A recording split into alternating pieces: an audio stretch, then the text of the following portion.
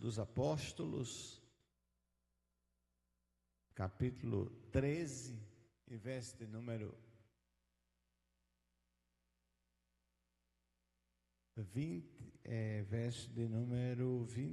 22. 22. Corrija aí pra gente. Tá 32 aí, tá? Mas eu acho que é 22. Deixa eu ver aqui quem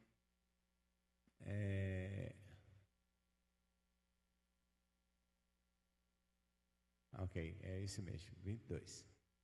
E quando este foi retirado, levantou-lhes como rei a Davi, ao qual também deu testemunho e disse: achei a Davi, filho de Jessé, homem conforme o meu coração, que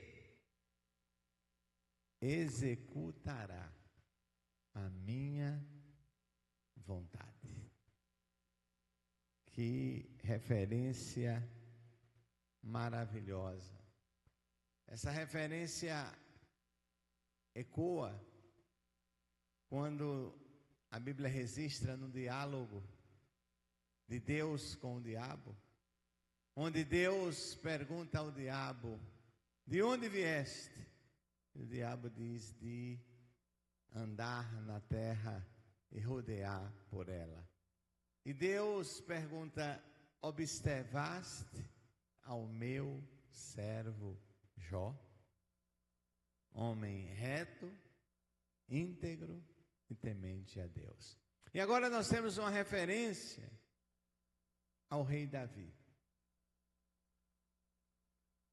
Por que nós demos o tema dessa mensagem, um discipulado com o rei Davi? Durante os anos, alguns conceitos no meio evangélico ele tem mudado. E um dos conceitos que tem mudado, ou talvez recuperado o seu sentido original, é o conceito de discipulado.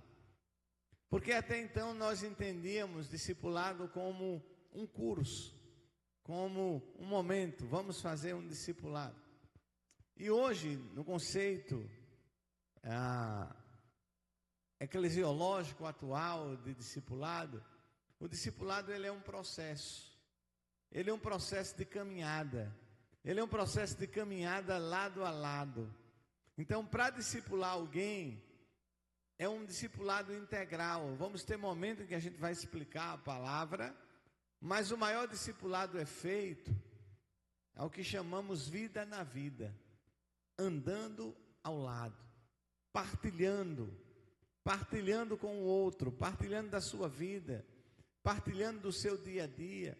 É o outro vendo em você aquilo que Deus tem feito, tem atuado, e ele começa a desejar e a querer. E é um processo que ele é repetitivo, não com a mesma pessoa, mas ele multiplica. Um discípulo, ele deve fazer outro discípulo, e outro discípulo, e outro discípulo. E esse método aplicado por Jesus tem chegado até nós. Eu acho maravilhoso, porque o Evangelho começou com Jesus. De Jesus ele chama os 12 primeiros, e hoje esse Evangelho está em todo o mundo. O número de cristãos que começou ali, na Galileia, hoje ele alcança a toda a humanidade. Então o discipulado, ele é este processo. Então nós podemos hoje, com os recursos que temos, ser discipulados por alguém ao nosso lado. Devemos ter esse discipulador, mas devemos ser discipulados também, podemos ser discipulados também por personagens bíblicos. É olharmos a biografia da vida desses personagens e aprendermos e ensinarmos com ela. Quem vai nos ensinar? O Espírito Santo. Não estou dizendo que a gente não precise de mentoria, viu? Isso é uma das questões atuais, que ninguém quer aprender. todo mundo só quer ensinar. Então, entrou na igreja, já quer ensinar. Então, a gente sabe que há um processo de aprendizado, né? De estrada, de caminhada, de chão. Não é só um conhecimento, é todo um contexto, é toda uma experiência, é toda uma caminhada. E é preciso aprender. Então, um discipulado com Davi é aprender, olhar para a vida de Davi e aprender algumas coisas. Afinal, nós estamos diante do rei, se não o maior, um dos maiores reis que Israel teve. O rei que mais agregou terras a Israel na sua época. O rei que mais é lembrado por todos. O rei que da sua linhagem vem a descendência de Jesus. Então, eu acho que de tantos personagens que a Bíblia tem, quando eu era criança eu gostava muito de Abraão. Abraão era o meu personagem favorito na minha época de junior. Como eu me identificava, amava aquela história de Abraão, gostava muito. Mas Davi tem se constituído atualmente um dos personagens da Bíblia que eu mais... Quando eu terminar aqui essa série, eu vou voltar a trabalhar a vida de Davi. E uma primeira coisa que a gente pode destacar na vida de Davi é a humildade. Davi era um homem humilde. A humildade diante de Deus. Todo ser humano, ele é falho. Eu me preocupo muito quando eu vejo alguém extremamente preocupado com uma perfeição. Extremamente preocupado em não ver nenhum tipo de erro. E eu tenho visto muitas pessoas adoecerem emocionalmente, psicologicamente, por conta disso. Porque todo ser humano é falho. Isso não é desculpa para falhar, mas isso é a compreensão de quem nós somos. Então eu preciso compreender que, como ser humano, eu sou falho em algum momento. Sempre que alguém chega aqui para a igreja, graças a Deus nós temos recebido muitas pessoas que têm nos procurado e dito: pastor, eu estou frequentando a igreja já há 6 meses, há 8 meses, há 1 ano, eu quero ficar aqui. E isso nos gratifica muito. Mas eu sempre digo para aquela pessoa: olha, essa igreja que você está maravilhado com ela não é perfeita. Essa igreja que você está maravilhado com ela, pastor, que culto, que equipe de louvor, essa igreja tem defeitos. Não procure, porque você vai encontrar. Não existe a igreja perfeita. Certo irmão chegou para o seu pastor e disse: pastor, eu vou sair desta igreja. Não foi aqui, viu, irmãos? E o pastor disse: por que você vai sair? Disse: porque essa igreja é cheia de pessoas imperfeitas. Eu quero uma igreja que só tenha pessoas perfeitas. E o pastor disse: olha, irmão, no dia que o senhor encontrar essa igreja, o senhor vai torná-la imperfeita, porque o senhor vai ser a imperfeição que chegou lá, né? Então, não existe a igreja perfeita, não existe pessoas perfeitas. O ser humano, na sua essência, ele é falho.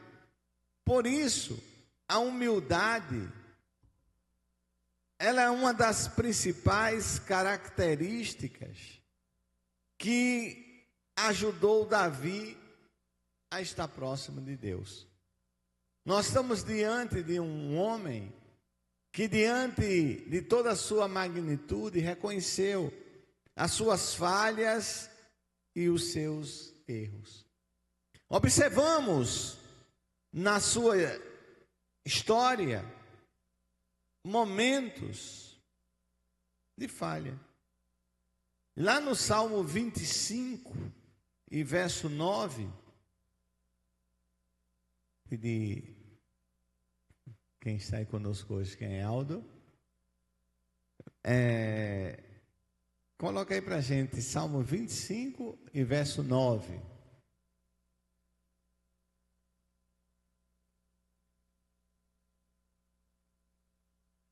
Esse é o Salmo de Davi. Guiará os mansos em justiça, e aos mansos ensinará os seus caminhos. Daí aprendemos com ele a importância de reconhecer a nossa insignificância.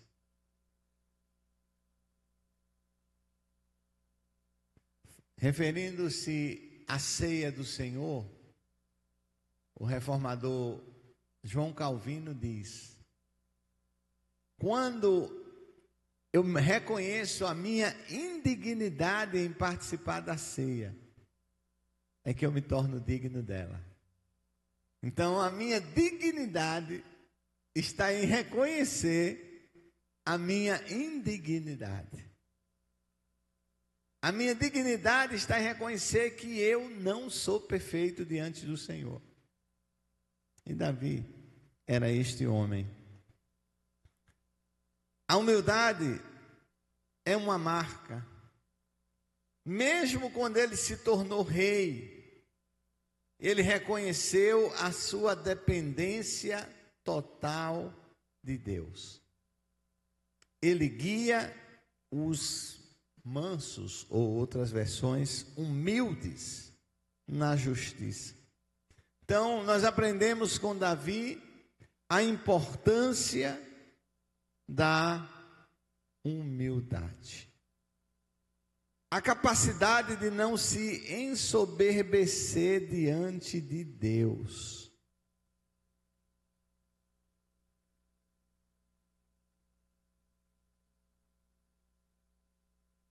Estou lembrando aqui do certo homem fora do seu equilíbrio mental. E aquele homem, o médico foi consultá-lo e chegou para aquele homem e perguntou: quem é você? E aquele homem respondeu ao médico: eu sou Deus. E o médico olhou para ele e disse: já vi que nós vamos ter muito trabalho. E ele olhou para o médico e disse: ainda bem que o senhor chegou, porque eu pensei que eu estava sozinho. Às vezes nós somos tão ensoberbecidos, nos orgulhamos tanto, que esquecemos de reconhecer que tudo o que somos vem do alto. Tudo o que temos vem do Senhor. A sua inteligência, a sua capacidade, as suas aptidões, tudo. Lógico, aqueles que desenvolvem, aqueles que se acomodam, mas tudo vem do Senhor. É este reconhecimento. E nós temos vivido numa geração que tem se distanciado da humildade. E tem se distanciado da humildade porque é uma geração que se recusa a aprender. Porque eu já sei. Sabe aquela fase do filho? Não sei se todo mundo já passou por ela, ou alguns estão passando. Onde o filho chega para o pai ou para a mãe, o pai e a mãe vai dizer agora: já sei, precisa dizer mais não. O pai nem terminou de dizer. Precisa dizer mais não, já sei. Já sei o que o senhor vai dizer, já sei o que a senhora vai dizer, não precisa mais não. E o pai lá no seu coração, na sua mente, não sabe de nada, inocente, né? A vida vai te ensinar tanto ainda. a vida vai te ensinar tanto ainda, não é? E às vezes quando a gente chega lá na idade adulta, quando o filho se torna pai, mãe, e volta no tempo e na história de eita, que meu pai tinha razão. Quando eu achava que sabia tudo, eu não sabia nada, né? Eu não sabia nada. É aquela máxima que nós dizemos, aos 30 anos, a gente quer mudar o mundo, e a gente vai mudar, e o mundo vai ser diferente, e a gente vai mudar. Aos 40, a gente acha que o mundo pode ser mudado. Depois dos 50, tanto faz se alguém vai mudar, se não vai, se vai deixar desse jeito, se não vai. Mas a humildade, quando ela vai à nossa frente, ela abre portas. A humildade, ela nos ajuda a evoluir. Quando eu reconheço que não sei, que eu tenho a aprender, eu vou crescer. Quando eu entendo que já sei de tudo, eu já sei. Conheci um irmão que certa vez ele chegou, não foi aqui na igreja, em outra igreja. Ele disse, pastor, não vou mais para a escola bíblica dominical. Eu disse, por quê? Porque eu já sei tudo. Eu já sei tudo, não tem que me sentar para aprender o quê? Quem se levantar para dizer alguma coisa, eu já sei. Eu vou ficar em casa. Não preciso ir mais. Né? Bom, segunda lição que a gente pode aprender olhando para a vida de Davi, num discipulado com ele, é aprender a vencer gigantes. E aqui a gente precisa aprender muito com Davi. Meus queridos, o povo de Israel passou a conhecer Davi por sua coragem ao enfrentar o gigante Golias. E a partir dessa história, nós aprendemos a confiar em Deus e enfrentar nossos próprios gigantes. Nós vamos encontrar muitos gigantes, né? Nós temos encontrado muitos gigantes. Eu tenho encontrado gigantes na minha vida que eu digo, Senhor, aqui é o Senhor. Porque eu parei. Eu não tenho como entrar nessa luta, eu não tenho como entrar nessa batalha se o Senhor não for comigo. E é isso que Davi faz. Eu acho maravilhoso quando Davi chega diante daquele gigante e diz, tu vens a mim com escudo, com espada, pela tua força, eu vou a ti em nome do Senhor, a quem tu afrontaste. Davi não diz, eu vou aqui na minha habilidade, eu sou especialista em funda, estou treinando para a próxima Olimpíada, ninguém vai ganhar de mim. Não. Ele vai na sua humildade. E ele aprende, e ele vence. E nós, se olharmos para Davi, nós vamos entender que os gigantes surgem na nossa vida para ser vencidos. Os gigantes não surgem para nos vencer, mas para que nós possamos vencer. Você está enfrentando algum gigante? Tem algum gigante que tem se levantado na sua casa? Tem algum gigante que tem se levantado na sua alma? Você está lutando com algum gigante interno que você não tem falado para ninguém, mas esse gigante está afrontando você todos os dias. Todos os dias esse gigante se coloca no seu caminho. E é terrível quando acontece dessa forma. É terrível quando acontece um gigante assim, né? Eu lembro que na minha infância tinha um menino lá no Jordão, né? Grande Jordão. E esse menino, ele era bem marrento. Eu fui um menino meio que criado em casa. E aquele menino conseguiu me botar medo, né? E quando ele me via, ele já fechava a cara, enchia o peito e eu me encolhia. Já procurava sair do caminho dele, né? E ele vinha todo, eu dizia, pronto, meu Deus, é agora. E o coração acelerava, batia. durante muito tempo aquele menino me aterrorizou e eu procurava outro caminho, Até que um dia eu estava com um colega meu, eu trouxe ele até aqui na igreja, e esse colega meu, quando viu aquele menino, ele conhecia, e aquele menino era alguém extremamente, como a gente chamava na época, mole. Extremamente mole, extremamente frouxo. E tudo que ele fazia comigo era uma fantasia dele, como eu temia, ele cresceu para cima de mim, mas eu acho que para mais ninguém ele crescia. Era só comigo, né? E quando eu descobri aquilo, o gigante caiu. O gigante caiu. Eu lembro que eu tinha uma bicicletinha pequena e eu caminhava, eu ia comprar pão com ela. Quando eu chegava, ele dizia: desce que eu quero andar nela. E eu dizia: tá bom. Mas aí depois que eu descobri, ele não sabia que eu cheguei, que eu sabia, né? Desce que eu quero andar nela. Eu disse: de jeito nenhum. Não desço nada. E aí fui para cima, e o que é que aconteceu?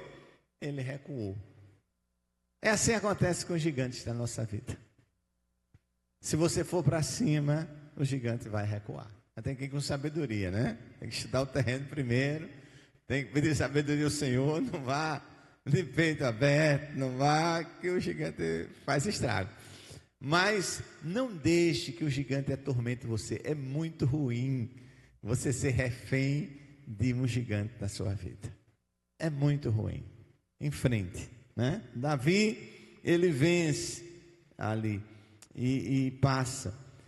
O terceiro que nós podemos ver, e é algo muito precioso para Davi, é a importância da presença de Deus.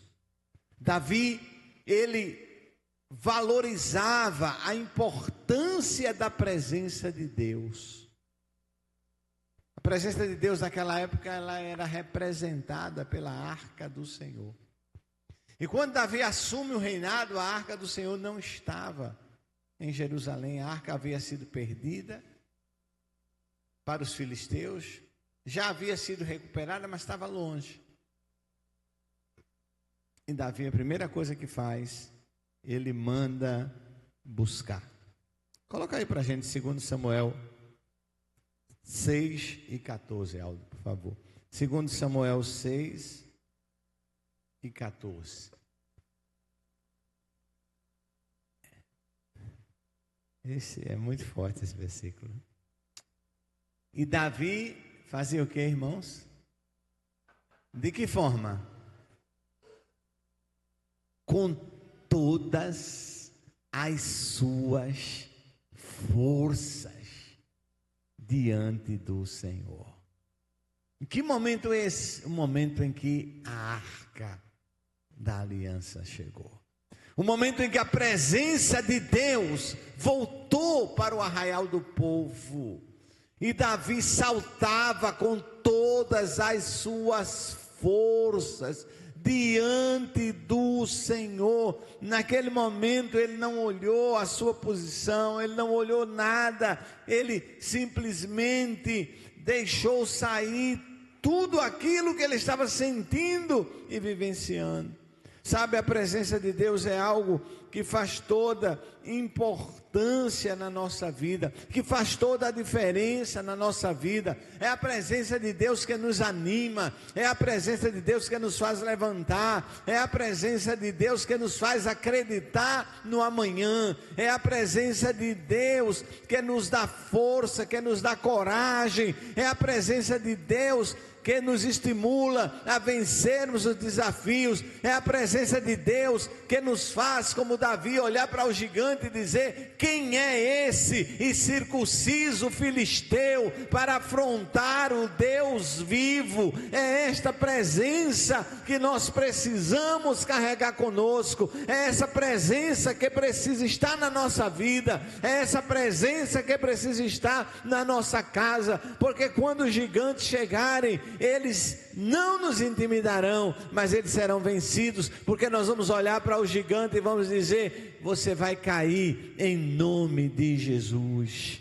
Você não vai me vencer, porque quem está comigo é maior. Quem está comigo é maior do que aquele que está no mundo. Quem está comigo conhece as minhas fraquezas. Importante lembrar disso. Eu não preciso representar para Deus o que eu não sou. Deus conhece as minhas fraquezas. E Ele me fortalece. Não é interessante isso? Deus é a minha fortaleza. Ele me acolhe, em seus braços eu vou seguro. Agora, quando eu confio nas minhas forças, aí eu vou entristecer, aí eu vou parar na fé, aí eu vou esfriar, e aí eu começo a transferir problema para os outros, eu começo a procurar culpados pelos meus fracassos, porque eu começo a focar em mim. Mas Davi, ele valorizou a presença de Deus. E como ele valorizou essa presença? Então, irmãos, nós aprendemos a lição da humildade, nós aprendemos a tratar com os gigantes, aprendemos a importância da presença de Deus na nossa vida. Aprendemos que sem ela nós não podemos prosseguir. Com Davi também nós aprendemos a importância do arrependimento e da restauração. Sabe, de vez em quando a gente tem que voltar lá para o Salmo 51 e dizer: cria em mim, ó Deus, cria em mim um coração puro, renova-me. A gente precisa dessa renovação das nossas forças. E no discipulado com Davi, a gente aprende também o poder da oração e da música. O poder da adoração e da música. Davi era músico, Davi compunha, Davi tocava. E essa habilidade lhe dá uma condição de um adorador diante do Senhor. Não é só música que é adoração, mas essa música compõe e é uma parte muito forte da adoração ao Senhor. Eu sempre compartilho com algumas pessoas que me procuram e estão passando por um momento de dificuldade. Eu digo, escuta louvores. O louvor, ele traz uma força para dentro da gente.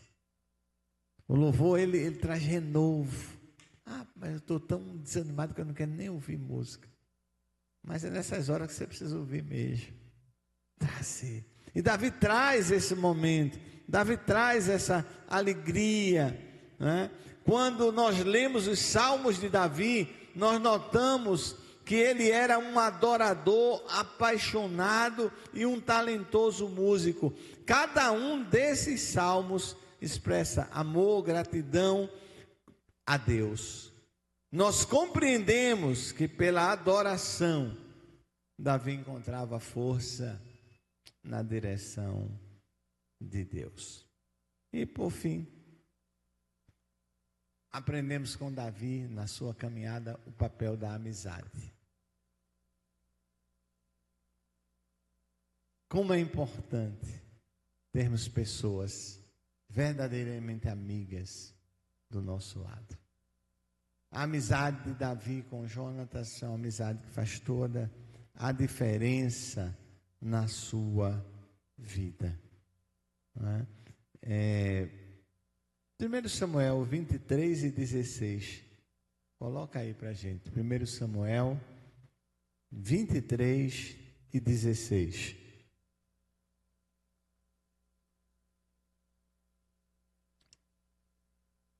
Então se levantou Jonatas, filho de Saul, e foi para Davi no bosque, e confortou a sua mão em Deus.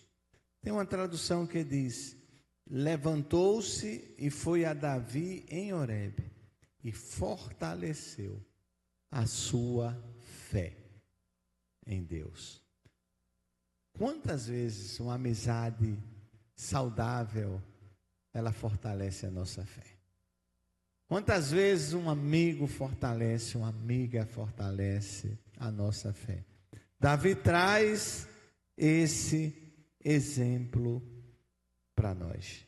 Então, queridos, nós olhamos de um modo geral na vida de Davi e podemos aprender essas valiosas lições: humildade, coragem, arrependimento,